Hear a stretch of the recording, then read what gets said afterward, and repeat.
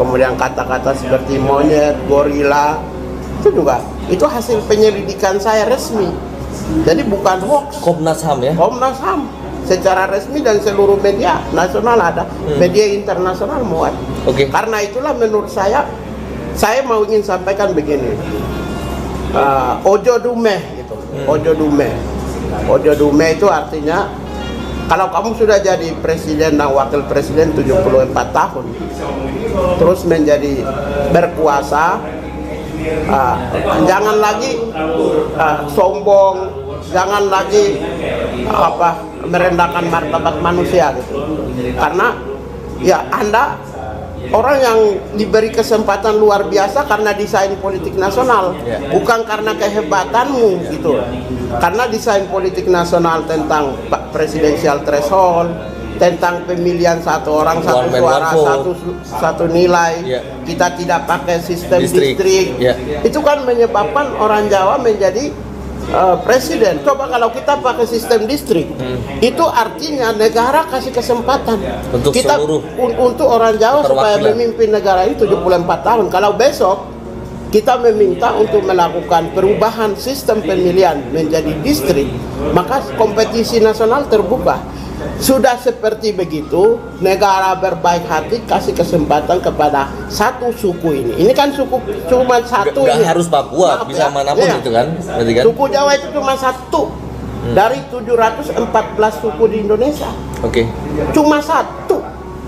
Kok satu bisa memimpin Indonesia 74 tahun? Lalu sombong, lakukan diskriminasi, rasialis. Itu kan, itu ojo dumeh gitu loh. Jangan terlalu sombong dan berlebihan. Oh jadi itu penyebabnya yang kejadian Papua. Oleh karena itulah, karena Papua fobia itu sering berlangsung, maka ketika di Surabaya, mereka kan katanya itu tidak tiang benderanya dipatahin kemudian dibuang. Sekarang pernyataannya Kapolres menyatakan tiang benderanya dipatahin dan dibuang. Coba tunjukin kapan mereka patahin, kapan jam berapa mereka buang. Karena Papua fobia itu begitu berlangsung sejak lama. Papua fobia itu pelakunya adalah luar Papua, pendatang, kemudian juga aparat TNI Polri, penegak hukum. TNI juga sama, TNI Polri di Papua itu langsung pukul orang itu macam Papua monyet hitam. Yang benar bang? Benar, itu juga hasil penyelidikan Komnas HAM di peristiwa Manokwari. Saya lakukan penyelidikan, boleh Google, semua berita ada. Jadi Papua fobia sudah berlangsung lebih dari 50 tahun di Papua. Jadi adanya aliansi pelaku Papua fobia adalah mereka yang datang ke Papua, aparat TNI, aparat Polri, dan korporasi. Mereka lakukan kebencian etnik terhadap bangsa Papua. Menurut kakak ini siapa yang melakukan desain besar? Tidak ada desain. Jadi mental rasis. Saya kok secara pribadi pun nggak ada sama sekali berpikir ke sana. Kalau desain itu cuma recurrent isu yang bisa timbul tenggelam doang. Tapi kalau terus menerus sudah puluhan 50 tahun itu tidak ada desain. Tidak ada desain, tapi mental suku, mental bangsa ini, terutama para pelaku ini mentalnya adalah mental memang rasis. Mental rasial. Menurut saya tidak ada desain. Negara tidak mungkin mendesain untuk memframing Papua sebagai bangsa monyet, Papua sebagai bangsa gorila, tidak mungkin. Tetapi memang karakter bangsa ini, otak bangsa ini diisi oleh otak-otak rasialis. Karena itu siapapun jadi pemimpin negara, siapapun jadi pejabat, otak rasialisnya tetap muncul. Itu kan moral hasad, mental hasad. Kalau itu termasuk orang Papua sendiri dong jadi mental rasialis itu? Orang Papua kan korban. Kalau orang Papua mental rasialis, berapa orang Papua itu lakukan perlawanan terhadap tentara dan polisi, aparat itu sudah 50 tahun. Mereka berantem. Coba kalau orang Papua rasialis, turunkan perlawanannya kepada sipil, apa bisa hidup di Papua dengan aman-aman? Orang Papua perlakukan mereka baik kok. Para pendatang baik aja. Coba kalau mereka turunkan perlawanan kepada sipil, apa nggak perang suku itu? Apa nggak kapal-kapal putih mengangkut mereka pendatang yang ada di seluruh penjuru Papua? Jadi jangan salahkan orang Papua. Orang Papua tidak pernah musuh, tidak pernah marah, tidak pernah benci sama pendatang.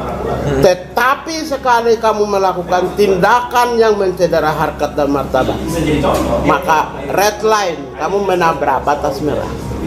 Kalau red line berarti selesai. Jadi sebenarnya kejadian ini kejadian semacam kayak api dalam sekam ya kak ya? Iya. Yang jadi mereka itu puncak gunung es. Puncak gunung es. Yang kemarin meledak itu karena sudah 50-an tahun orang sakit hati di Papua.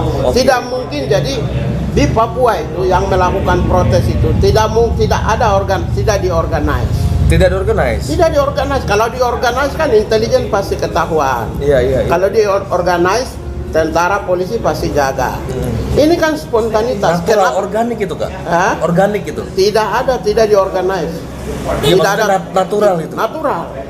Natural karena apa? Kalau bicara tentang rasisme, ya, diskriminasi ras, maka menyentuh individu. Oke. Anda bilang orang Papua itu monyet, mana seluruh orang Papua merasa tersinggung. Oke. Maka tanpa diundang pun dia datang. Oke. Maka kalau Wiranto mengatakan bahwa akan proses hukum aktor-aktor, tidak ada aktor di Papua. Kalau sampai ada proses hukum yang mengambil aktor atau menunjuk aktor, maka konflik pasti orang Papua akan lakukan perlawanan serius. Karena tidak mungkin orang hitam Papua, monyet, gorila, itu kan terpancing langsung individu orang datang. Jadi bagaimana aktor? Iya. Jadi di mana logikanya aktor? Kecuali persoalan misalnya sebuah problem untuk perebutan tanah, sengketa lahan, itu pasti ada aktor yang mengorganize. Karena lahan pasti dimiliki cuma oleh satu orang. Oke. Yang lain dipakai untuk melakukan penekanan. Ini semacam kayak puncak gunung es yang sebenarnya dari dulu meledak. Ya, ya, dari dulu akhirnya meledak sekarang karena kejadian terakhir di Surabaya itu sebagai pemicu. Oke. Tapi itu kayak gini kak, uniknya kan gini. Untuk di rezimnya Pak Jokowi ini kan udah 5 tahun nih kak ya. Dan Papua pun selalu menang pemilihannya Pak Jokowi pada saat itu. Nah, ada nggak dirasakan oleh warga Papua pada saat sudah menangnya Pak Jokowi dari tahun 2014, ada perkembangan yang lebih baik nggak dari sisi tadi yang saya bilang, dari kakak bilang tadi mengenai konflik kebatinannya ras Papua yang kakak bilang tadi kan, mulai ada perkembangan membaik atau malah memburuk di situ? Dalam sejarah setelah tahun 2000 peristiwa pengusiran terhadap orang Jawa di mana-mana di seluruh Indonesia, itu peristiwa orang Jawa atau orang Jawa di Kalimantan, Sambas, Sampit saya dulu nangani.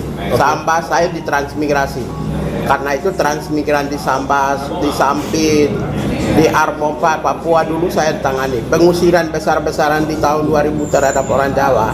Saya juga 2 tahun di Aceh, orang Jawa juga dibenci di Aceh. Jadi itu peristiwa kebencian terhadap mereka kembali itu setelah 19 tahun. Peristiwa kemarin ini adalah peristiwa pertama setelah pasca reformasi yang mengusir pendatang. Nggak pernah lah itu sebelumnya nggak? Selama yang kecil-kecil belum pernah juga, nggak ada juga itu yang kecil-kecil gitu? Ya kecil-kecil pasti ada, tapi kalau secara masif dan besar kayak begini itu baru pertama. Oke. Setelah 20 tahun, selama 20 tahun setelah Orde Baru ya, pasca peristiwa pengusiran tahun 2000 itu, pada saat era menginginkan otonomi daerah. Oke. Itu baru pertama, dan di dalam pemerintahan ini menurut saya pemerintahan ini masih belum memiliki grand design untuk bagaimana membangun format demokrasi yang berkeadilan, format demokrasi yang baik, membangun karakter nation building, bagaimana membangun masyarakat multikultur. Saya kira soal-soal integrasi sosial, integrasi pemahaman nilai-nilai kebudayaan itu yang menurut saya negara abai. Kita lebih banyak berbicara tentang pembangunan fisik gitu. Jalan tol. Ya tidak hanya jalan tol, tapi kita tidak bicara tentang aspek ya inhuman security-nya, keamanan manusia. Tapi Pak Jokowi kan bilang akan fokus nanti 5 tahun ke depan mengenai SDM. Itu the next, tetapi SDM yang dimaksud oleh Pak Jokowi itu kan peningkatan kualitas sumber daya manusia. Kita respect lah, oke lah. Tetapi yang paling penting dibangun oleh Pak Jokowi adalah karakter. Saya dulu awal-awal 2014 itu dengan perubahan mental, ya revolusi mental itu memberikan sebuah harapan akan terjadi setelah revolusi mental ada revolusi moral, tetapi kan juga revolusi mental tenggelam di tengah hiruk pikuk pembangunan infrastruktur. Karena itu di periode yang kedua kalau mau ingin membangun manusia itu kan ada 3 pilar penting. Satu, knowledge, pengetahuan. Yang kedua, keterampilan. Pak Jokowi lebih banyak fokus ke keterampilan vokasional, tetapi juga attitude, mental dan moral.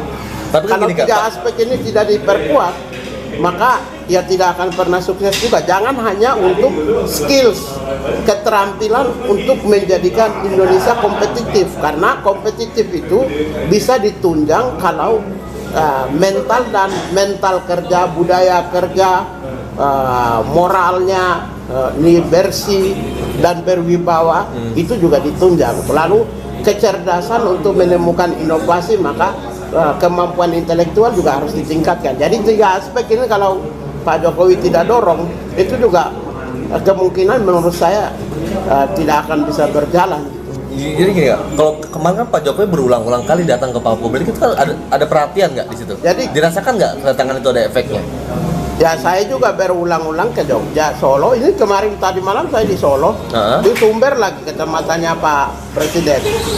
Ya maaf ya Pak Presiden. Jadi ya bukan berarti ya kan ini kampung kita semua. Iya. Jadi enggak, maksudnya dengan Pak Jokowi datang berulang-ulang ke Papua ada terasakan manfaat nggak di situ? Jadi gini, menurut saya pemerintah selama ini adalah pemerintah atau terutama menteri-menteri itu mengabaikan perintah Jokowi untuk membangun Indonesia secara baik. Jadi perintah itu di-drive langsung oleh Pak Jokowi kepada para menteri, itu hampir kemungkinan tidak begitu ditindaklanjuti menurut saya. Nah, sehingga jadi arahannya Pak Jokowi nggak sampai? Hampir tidak dijalankan. Tapi kalau berarti kemampuan manajerialnya mungkin atau gimana? Tapi kalau misalnya pembangunan infrastruktur itu kan sebenarnya proyek proposalnya dimunculkan oleh korporasi. Kalau itu para menteri mau kerja gitu. Jadi kalau menurut saya, kalau Pak Presiden itu mau pakai menteri-menteri, ya jangan lagi pakai yang sekarang. Karena para menteri itu banyak arahan presiden yang tidak ditindaklanjuti. Para menteri tindak lanjuti biasanya kalau proposalnya dibuat oleh korporasi. Tetapi kalau arahan langsung dari presiden, mana sih menteri yang tindak lanjut selama 5 tahun? Ini menteri-menteri ini brengsek semua menurut saya. Ketidakmampuan kok. Tidak punya kemampuan kok. Kemampuan bagaimana menerjemahkan pemikirannya, pendapatnya, pikirannya tentang kemajuannya, arah ke depannya apa oleh presiden. Setiap kata presiden itu adalah kebijakan. Jadi bagaimana presiden sampai 10 kali, 20, 30 kali ke Papua pun kalau menteri-menterinya tidak mampu menerjemahkan pemikiran presiden juga tidak bisa. Jadi dampak itu belum dirasakan sama warga Papua? Sama sekali nggak ada. Sama sekali nggak ada? Jangankan itu, Padang ada nggak? Ya. Konon katanya. Semua kan konon katanya. Mana jalan yang dibangun ada jalan tol dari Kalianda sampai dengan Aceh? Mana coba tunjukin. Saya biasa bawa mobil sendiri sampai Medan. Baru dari Medan ke Padang. Dari Padang langsung ke Bainan. Bainan Bengkulu langsung Liwa pulang. Penjelajah beliau ini. Saya sudah menjalani semua. Karena itu menurut saya periode pertama itu kegagalan bukan ke Pak Jokowi. Kegagalannya adalah menteri-menteri tidak mampu menerjemahkan pikiran. Tidak mampu menerjemahkan pikiran. Atau mungkin manajerialnya sang presiden? manajerial sang presiden mengejawantahkan itu kepada perintahnya kepada anak buahnya? Presiden kan sentrum utama kekuasaan, pusat kekuasaan. Oke. Jadi batuk aja sebenarnya udah perintah. Oke. Tidak perlu membutuhkan manajerial. Oke. Batuk aja. Kalau orang yang berada di sentrum kekuasaan, pusat utama kekuasaan, kepala negara dan kepala pemerintahan, itu batuk aja, duduk saja, itu sudah simbol-simbol kenegaranya melekat gitu. Jadi sebenarnya yang harus bergerak itu adalah pembantu presiden, yang mampu menerjemahkan pemikiran. Nah, kalau gubernur Papua gimana, Kak? Berhasil nggak menurut Kakak dia mentransformasi pemikirannya warga Papua, masyarakat Papua kepada pusat? Ya, kalau gubernur Papua kan memang orang Papua. Ya, gubernur Papua dia rakyat Papua aja. Betul, tapi kan harusnya kan diharapkan perpanjangan tangannya dari gubernur. Iya, pemerintah pusat bagaimana bisa menerima wong gubernur aja dikriminalisasi terus, diteror, diintimidasi. Gubernur dikriminalisasi, diteror? Ya, selalu diteror. Oleh siapa, Kak? Udah di seluruh media ada, tidak perlu sebutlah. Seluruh media ada biasa. Jadi karena maksudnya itu oleh asing atau oleh kita? Kita lah pemerintah pusat. Selalu tekan gubernur terus. Jadi bagaimana bisa kerja, Pak? Ini PON Papua. Tekan gubernur dalam hal apa nih? Biar teman-teman bisa jelas nggak? Berbagai hal. Contohnya Kak. Dituduh tidak Pak Becus membangun Papua, dituduh korupsi, dituduh melakukan kerjasama dengan aktivis kemanusiaan. Kan boleh, wong LBH DKI Jakarta aja Sutioso yang bangun kok, masa Pemda tidak boleh kerjasama dengan aktivis kemanusiaan dan hukum? Ya nggak apa-apa. Boleh kok. Jadi artinya gubernur ini ya tidak bisa kita salahkan, dia berada di bawah tekanan. Oke. Iya. Karena itu meminta semua harapan menumpuk kepada gubernur Papua menurut saya juga nggak fair juga ya, karena gubernur Papua itu tidak mudah. Kamu harus menjadi pemain Jakarta dulu, ya kenal dulu semua yang Jakarta ini kan menumpuk itu. Orang malaikat juga ada di sini, setan juga ada di sini. Dari sajadah sampai ramjadah. Ya, sajadah sampai ramjadah. Jadi semua ini berkaul dulu, kenal dulu.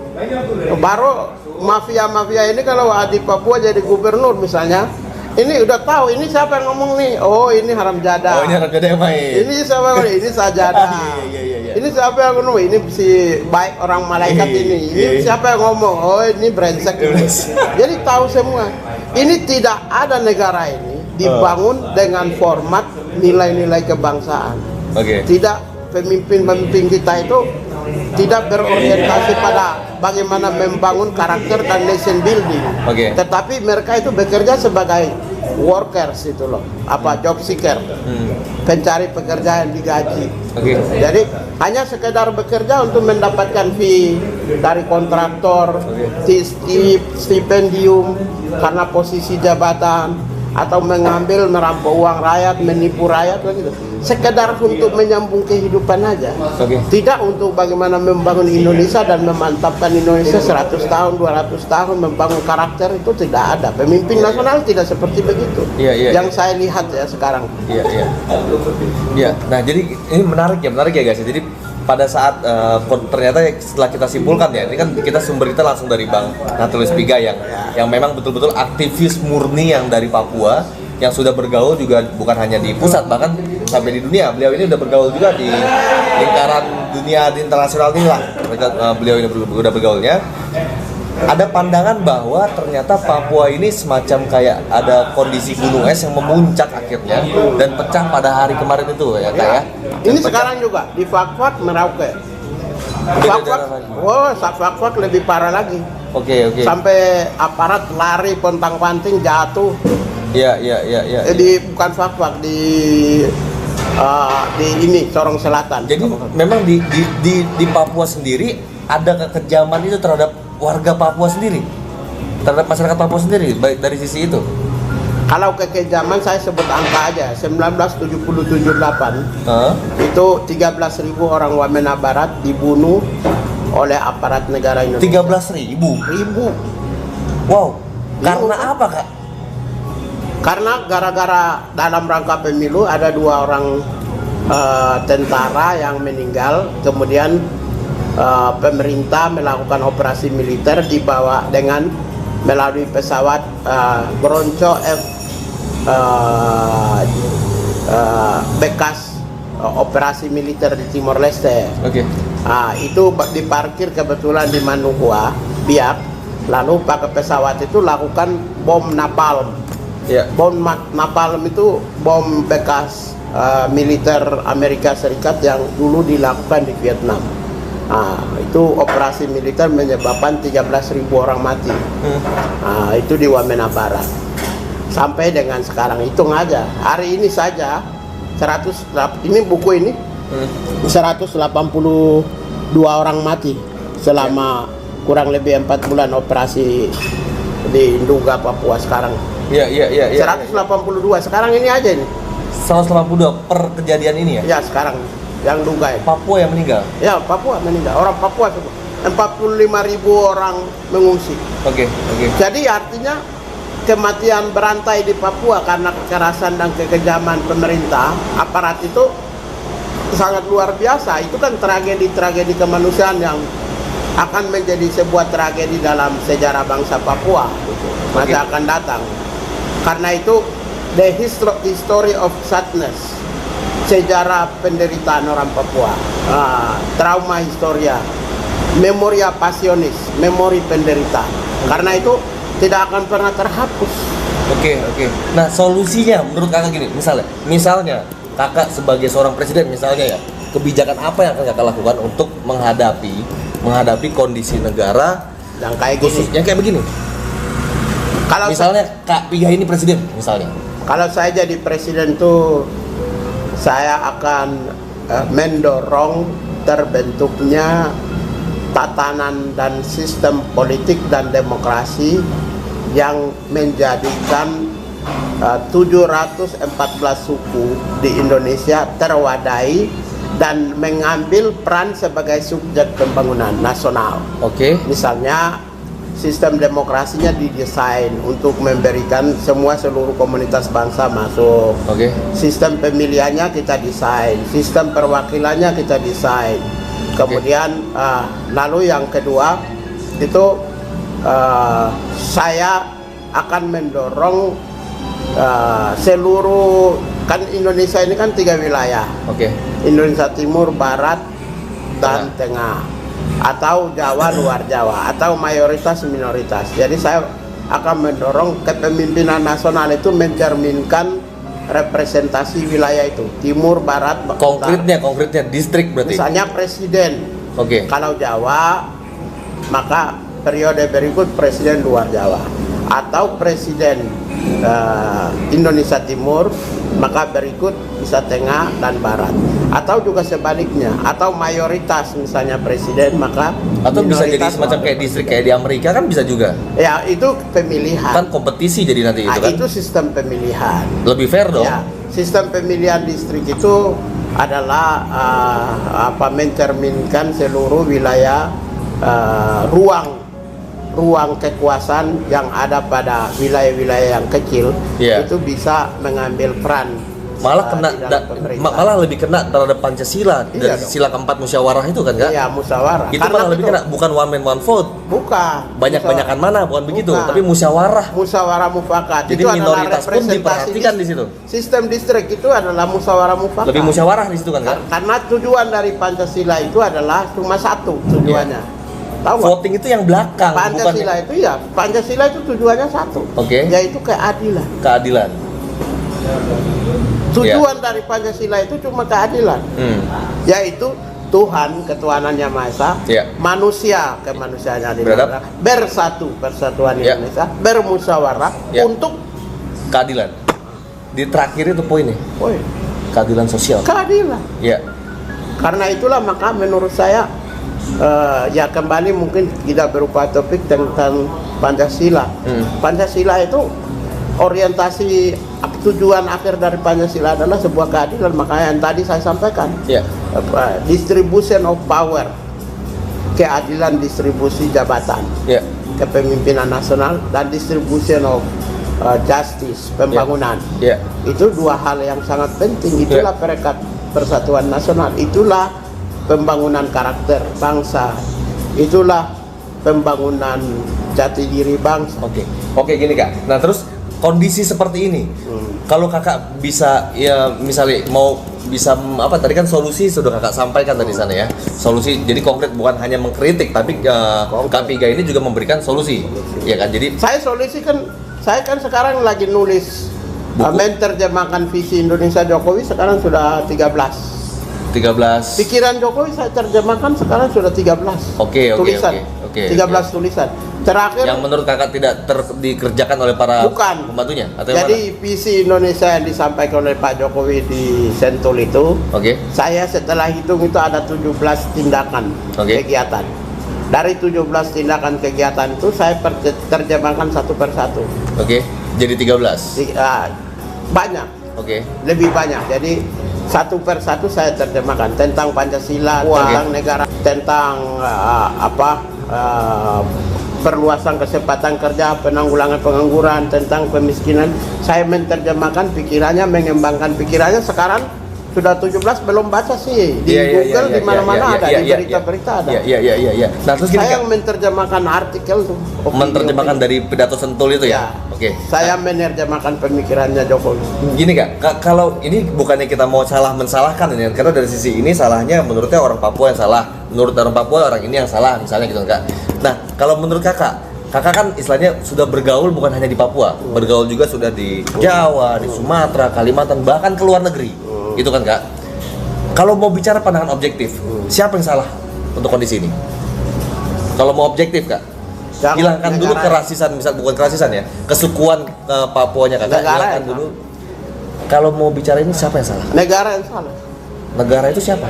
Negara memiliki otoritas hukum. Hukum sebagai panglima. Setiap orang yang melakukan tindakan kekerasan verbal, tindakan rasisme, tindakan melawan hukum, itu kalau negara adil melakukan penegakan hukum, maka tidak mungkin peristiwa seperti ini terjadi. Kan tadi saya sudah bilang bahwa mereka yang datang, aparat TNI Polri dan kekuasaan hukum bersatu melakukan diskriminasi rasial. Kan tadi saya bilang. Jadi ketika aparat itu netral, TNI Polri netral, penegak hukum netral, maka lalu melakukan penegakan hukum terhadap setiap orang yang melakukan kekerasan verbal dan lain sebagainya atau diskriminasi rasial, maka menurut saya tidak mungkin peristiwa ini berlangsung terus. Itu kan integrasi sosial. Inti daripada integrasi sosial itu adalah bagaimana memberikan keadilan justice kepada setiap orang, termasuk keadilan di hadapan hukum.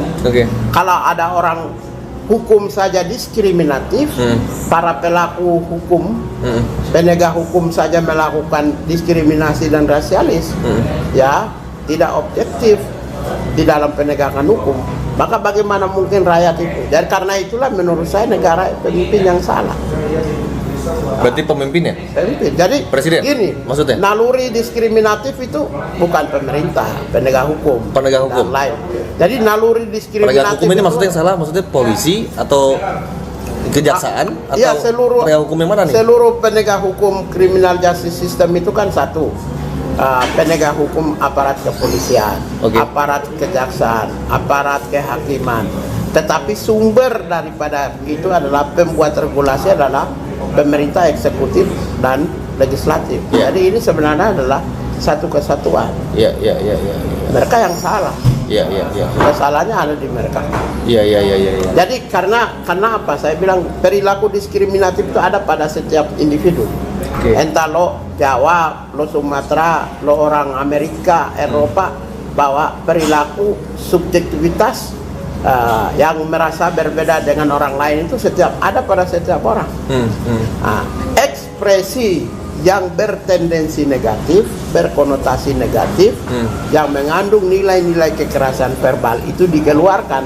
Kalau tidak dieliminir dengan tindakan penegakan hukum atau aparat yang berwenang, maka tetap ini akan jadi makin mengkristal, makin melebar. Dan berkembang di kalangan masyarakat. Wah guys, kita dapat informasi banyak dan dapat pemikiran-pemikiran baru dari Kakanda Natalius Pigai. Semoga hal ini bisa lebih apa ya namanya, lebih menyadarkan kita sebagai rakyat Indonesia, sebagai bangsa Indonesia, kita harus terus bersatu, jangan saling menyalahkan ya kayak. Dan kita intinya bagaimana kita bisa mendorong Indonesia ini menjadi negara yang adil dan makmur, gitu Kak. Jadi setiap penjuru wilayah Indonesia harus betul-betul diperhatikan sama rata. Ya Kak ya, bukan hanya di salah satu wilayah saja yang diperhatikan. Dari sisi pembangunannya, pembangunan manusia, pembangunan infrastruktur di wilayah yang lain pun juga harus diperhatikan. Semoga ini bisa menambah menambah kasanah keilmuan kita, kasanah wawasan kita, apalagi dari sang tokohnya Papua. Ada bercandaan nih. Kalau Papua, Nautilus Pigai belum selesai itu barang Papua. Bisa jadi Gitu aja. Jadi teman-teman semua, like dulu video ini dan share video ini ke teman-teman ke sosial media kita semua. Semoga ini bisa bermanfaat. Kalau lo suka, klik tombol subscribe, klik tombol loncengnya biar lo terus dapat informasi terbaru dari channel Macan Evangelis. Memang ini macan nih. Macan. Oke.